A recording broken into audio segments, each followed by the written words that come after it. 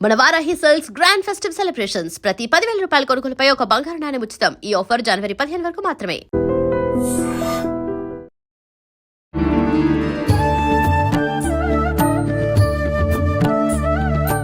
నమస్కారం, welcome to I dream. ధర్మ మార్గం విత్ విజిత కార్యక్రమానికి స్వాగతం. ప్రస్తుతం మనతో పాటు ఉన్నారు ప్రముఖ ఆధ్యాత్మికవేత్త లక్ష్మీ నరసింహస్వామి ఉపాసకురాలు శ్రీమతి స్రవంతి గారు. ఇప్పుడు వారితో మాట్లాడదాం. నమస్తే మా. నమస్తే అమ్మా. అమ్మ, సంక్రాంతి రాబోతోంది. సంక్రాంతి అనగానే 3 రోజుల పండగగా జరుపుకుంటాము. భోగి, సంక్రాంతి, కనుమ. అవును. కొన్ని ప్రాంతాల్లో ఒకటే రోజులో జరుపుకుంటారు, కొన్ని ప్రాంతాల్లో 3 రోజులు విశేషంగా జరుపుకుంటారు, కొన్ని ప్రాంతాల్లో 2 రోజులు మాత్రమే జరుపుకుంటారు, కొన్ని ప్రాంతాల్లో అయితే నాన్ వెజ్, కొన్ని ప్రాంతాల్లో అసలు నాన్ వెజ్ అలా ఉండదు. రకరకంగా ఎవరికి తోచిన విధంగా వాళ్ళు జరుపుకుంటారు. ముఖ్యంగా సంక్రాంతి అనగానే చాలా ప్రాంతాల్లో ఇది కీడు పండగ అని చెప్పి, అసలు కొత్త బట్టలు కూడా ధరించకూడదు అని చెప్పి, అది మూఢనమ్మకం అనుకోవాలో ఏమో తెలియదు కానీ అలా ఉండేవాళ్ళు ఉన్నారు. నిజంగా ఇది కీడు పండగ. అసలు ఈ 3 రోజులు ఆచరించాల్సిన విధి విధానాలు ఏంటో తెలియజేయండి. తప్పకుండా చెప్తాను. అయితే కీడు పండగ అని అంటే కీడు చేసే పండగ అని కాదు. మనకున్న కీళ్ళన్నీ కూడా వెళ్ళిపోయేది. అంటే మొత్తం అంతా నెగటివ్ ఎనర్జీ అనుకోండి, ఏదన్నా సరే మన జాతకంలో ఉన్న గ్రహ పీడలే అనుకోండి, అవన్నీ కూడా దగ్ధం చేసే పండగ అని చెప్పుకోవచ్చు అనమాట. మీరు ప్రత్యేకంగా చూస్తే గనక భోగి రోజు ఇంట్లో ఉన్న పాచామనంతా తీసుకెళ్లి మంటల్లో వేసేస్తారు. అవునా కాదా? అలాగే ఇక్కడ మన పాత ఆలోచనలు ఏమన్నా ఉంటే గనక, చాలా బాధ పెట్టిన సంఘటనలు ఏమన్నా ఉంటే గనక, అవన్నీ కూడా మన మనసుల్లో నుంచి వెళ్ళిపోవాలన్నమాట.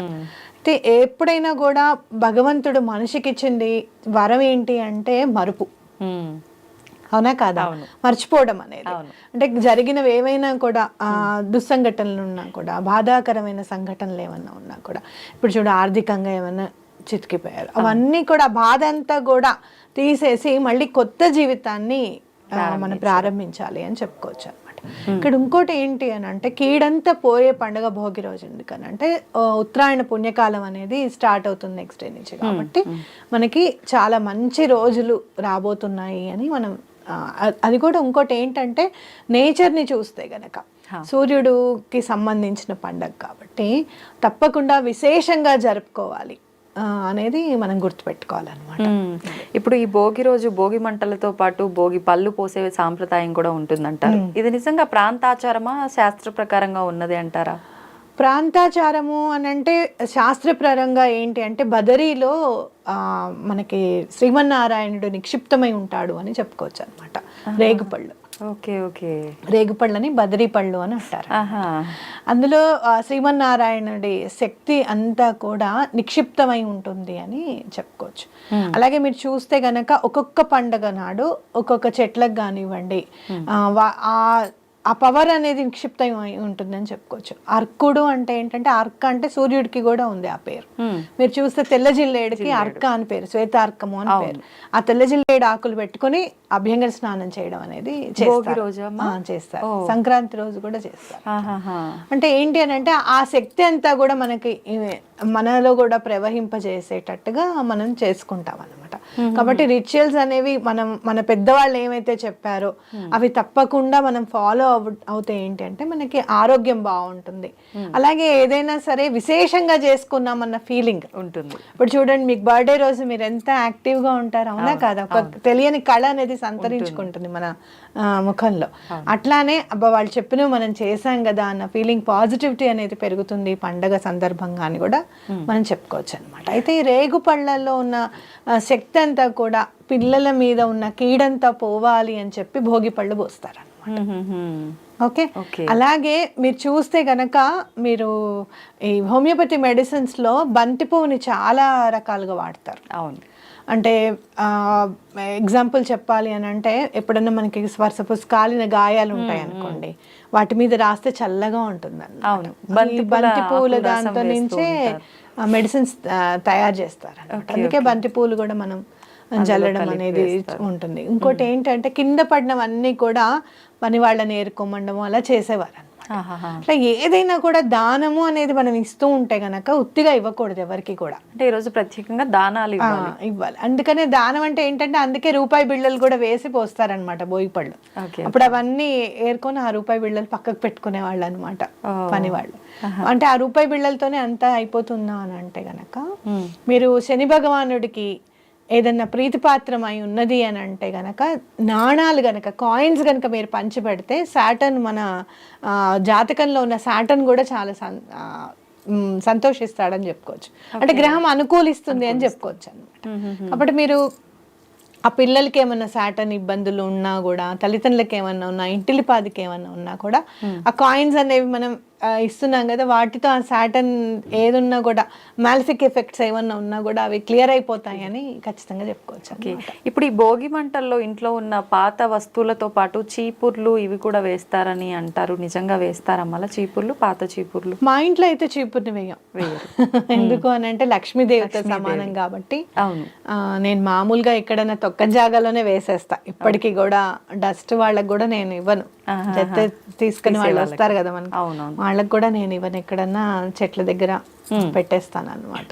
కాబట్టి అట్లాంటివి ఏం వేయకూడదు. మామూలుగా విరిగిపోయిన బల్లలు కానివ్వండి, ప్లాస్టిక్ సామాన్లు కూడా వేయకూడదు. పాత వస్త్రాలు అవన్నీ కూడా వేస్తారు. జనరల్ గా మాకేంటంటే చెక్క సామాన్ వేసేవాళ్ళు ఎక్కువగా.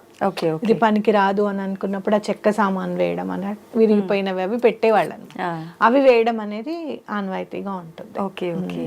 అయితే ఈ భోగి మంటల్లోనే వేడి నీళ్ళు కాచుకొని స్నానం చేయటము ఇది కూడా ఉంటుందమ్మా? లేదు, పొద్దున్న పూట చలి కాచుకోవడం. చాలా చల్లగా ఉంది, పిల్లలు లేవరు కదా, అందులో సెలవులు పండగ అనేసరికి నెమ్మదిగా లేద్దాంలే అని అనుకుంటారు కదా. అట్లా కాకుండా తెల్లవారుజామునే మంట పెట్టి అక్కడ కాచుకుందాం అని చెప్పి పిల్లల్ని తీసుకొని వచ్చి చలి కాచుకుని ముగ్గులు వేసేవాళ్ళు ముగ్గులు వేసుకుంటూ, అలాగే నిజంగా గోమాతకు కూడా చాలా పెద్ద పీట వేసాము. గొబ్బెమ్మల్ని చక్కగా ఆవు పేడతో తయారు చేయడము. మేము ఎక్కువ చేసామంటే మేము ఎక్కువ చేసామని చెప్పి చెప్పుకునే వాళ్ళం. ఊరెళ్ళకపోయినా కూడా లైన్ అంతా కూడా ముగ్గులే అన్నమాట. నాకు ఇప్పటికీ గుర్తు, పెద్ద పెద్ద కార్లు అవి కూడా చివరికి ఆపుకొని వచ్చేవాళ్ళు. వాళ్ళు కూడా ముగ్గులు పాడైపోకుండా తొక్కుతాం పాపం, రాత్రంతా కూర్చుని వేసారు పిల్లలు అని చెప్పి. ధనుర్మాసం అనేది స్టార్ట్ అయిపోతుంది కదా, డిసెంబర్ 15 నుంచి స్టార్ట్ అయిపోతుంది. ఈ నెల రోజులు కూడా ధనుర్మాసం ముగ్గులు అని. పెద్దవాళ్ళేమో మాకేమో ఈ 4 వేళ్లతో వేయడం వచ్చేది కాదు. ఇప్పుడు అంతే ఇట్లా అంటే గీతలు పడిపోయేది వస్తుంది. అబ్బా ఎంత అదృష్టమా అనుకున్నాను. ప్రతి లైన్ జాగ్రత్తగా వేసుకున్నా అలా వేసినట్టుగా వచ్చేది కాదు. వాళ్ళు అలా పెద్దవాళ్ళు మా ముందు ఇలా ఫ్రీగా వేసేస్తుంటే అలా చూస్తూ కూర్చునే వాళ్ళమే. అలా ట్రై చేస్తే వస్తుంది అనేది మా అమ్మ. ఇప్పుడు వచ్చిందా అమ్మ మరి? అలా ట్రై చేస్తుంటే వచ్చేస్తుంది. అయితే మరుసటి రోజు మకర సంక్రాంతి. ఈ రోజు మనం ఆచరించాల్సిన విధానాలు ఏంటి? మీరు ఏం పని చేసినా చేయకపోయినా గోధుమలు ఏమైనా సరే కొంచెం ఎవరికన్నా బ్రాహ్మడికి కానివ్వండి, తెలిసిన వాళ్ళకి ఎవరికన్నా కానివ్వండి, దాని ఇవ్వడం చాలా మంచిది. ఎవరైనా సరే ఎవరైనా సరే. ఎందుకు అంటే సూర్య భగవానుడికి గ్రాటిట్యూడ్ చూపించే సందర్భంగా మనం ఈ పండుగని చక్కగా వినియోగించుకోవచ్చు అనమాట. ఎందుకు అని అంటే ఎవ్వరు వచ్చినా రాకపోయినా ఎవ్వరి కోసం తన గమనాన్ని ఆపకుండా స్వామి ఎప్పుడు నిరంతరాయంగా ఆయన పని ఆయన చేస్తూ మనకి జీవాన్ని ఇచ్చి పెంచి పోషిస్తున్నారు చూసారా. దానికోసం గ్రాటిట్యూడ్ చూపించాలి. మనం ఏమన్నా చెయ్యాలి సూర్య భగవానుడికి అనుకుంటే గనక రథసప్తమి ఒకటి ఇంపార్టెంట్ మనకి. ఇప్పుడు ఏంటంటే ఆయన గమనాన్ని మారుస్తున్నాడు ఉత్తరం వైపు కాబట్టి, పుణ్యకాలం వైపు మనం నడిపిస్తున్నాడు కాబట్టి తప్పకుండా గోధుమలకి సంబంధించింది ఏదైనా పిండి వండి, అంటే పూరీలు కానివ్వండి, చపాతీ కానివ్వండి చేసి కొంచెం గోధుమ నూకతో ప్రసాదం చేసి అది పంచిపెడితే కూడా చాలా మంచిది అనమాట. ఏదైనా ఆలయంకి మనం చేసుకొని తీసుకెళ్ళామంటే అందరికి ప్రసాదంగా ఇవ్వచ్చు. ఇది బెటర్ ఆప్షన్. చాలా చాలా మంచిది. అయితే నేను ఒక 5-6 years బిఫోర్ చేశాను. నేను నాట్ 8 years బిఫోర్ చేశాను ఇదే. కానీ అప్పుడు చేసినప్పుడు చాలా కష్టాల్లో ఉన్నాను. ఇచ్చిన తర్వాత మొన్న నాకు ఈ మధ్య గుర్తుకొచ్చింది. అలాంటివన్నీ ఫాలో చేసాం కాబట్టి ఎంత కష్టం ఉన్నా కూడా, జనరల్గా కష్టం ఉన్నప్పుడు మన మనసంతా దాని మీదే ఉంటుంది. ఏం పని చేయబుద్ధి కాదు, భగవంతుడి దగ్గర కూర్చోబుద్ధి కాదు, ఏదైనా చదవమంటే చదవాలనిపించదు, ఇలాంటివన్నీ ఉంటాయి. కానీ అవన్నీ పక్కకు పెట్టేసి వాళ్ళ పండగ ఏది ఉన్నా ఏది లేకపోయినా ఆయన అయితే ఆయన టైంకి ఆయన వచ్చేస్తున్నాడు కదా సూర్యుడు. అప్పుడు నేను అనుకున్న మాట ఇదే, ఆయనకి ఏదైనా చేయాలి మనం సరే ఇది చేస్తే మంచిది అంటున్నారు కదా, ఇది చేద్దాము అని చెప్పి చేయడం. Okay. ఆరోగ్యపరంగా కూడా ఎలాంటి ఇబ్బందులు ఉన్నా కూడా దానికి తగ్గ మందు దొరకడము, తొందరగా రికవర్ అవ్వడం అనేది నా జీవితంలో జరిగింది ఈ 8 ఏళ్లలో కూడా. బాగుండకుండా ఎవరికి ఉంటుంది చెప్పండి. కాబట్టి మనకి ఆరోగ్యం ఉంటే అన్నీ ఉన్నట్టే, అవునా కదా. ఇప్పుడు మన దగ్గర డబ్బులు లేకపోవచ్చు, కానీ కష్టపడాలి అంటే ముందు ఆరోగ్యం సహకరించాలి. కాబట్టి ఆరోగ్య ప్రదాత కాబట్టి సూర్య భగవానుడు ఇవాళ నుంచి ఎవరైనా సరే అర్ఘ్యం ఇవ్వడం అనేది అలవాటు చేసుకోవడము, అలాగే గోధుమలకు సంబంధించింది ఏదైనా కూడా దానం ఇవ్వడము, అలాగే గోధుమ రంగు సంబంధించిన బట్టలు వేసుకోవడము, అట్లాంటివి చేస్తే చాలా మంచిది అన్నమాట. ఆ రోజున కూడా సూర్యుడికి అర్ఘ్యం ఇవ్వాలా? ఆ రోజు కంపల్సరీగా ఇవ్వాలి. మీరు ప్రతిరోజు అలవాటు చేసుకోండి, పిల్లలకి అలవాటు చేయండి. సూర్యుడికి అర్ఘ్యం ఇవ్వడం అనేది పిల్లలకి అలవాటు చేయండి. చాలా మంది నాతో చెప్పే మాట ఏంటో తెలుసా, అర్ఘ్యం ఇస్తే కింద వాళ్ళు గొడవ చేస్తున్నారండి, బాల్కనీ నుంచి వాటర్ పడుతున్నాయని. ఒక బకెట్ పెట్టుకొని ఆ బకెట్ లో పోయండి. ఓకే, అవి మళ్ళీ చెట్లకు వినియోగించుకోవచ్చు, ఏం తప్పేం లేదు. ఓకే ఓకే ఓకే, ఇది అట్లా మనం ఏదైనా చెయ్యాలి ఖచ్చితంగా అనుకుంటే మనకు ఒక దారి అనేది కనిపిస్తుంది. కాబట్టి ఇది ఖచ్చితంగా చెయ్యాలి. పిల్లలకి డిసిప్లిన్ అలవాటు అవ్వాలి అని అంటే సూర్యుడి ఇన్వాల్వ్మెంట్ చాలా ఉండాలి. ఓకే, కనుమ రోజు గోవులను పూజిస్తారని అంటారు. ప్రత్యేకించి కనుమ రోజు గోవులను ఎందుకు పూజించాలి? ఇంకొకటి, ఆ రోజు ప్రయాణం కూడా చేయడానికి పనికిరాదు కనుమ రోజు అని అంటుంటారు. ఇది వాస్తవమేనా?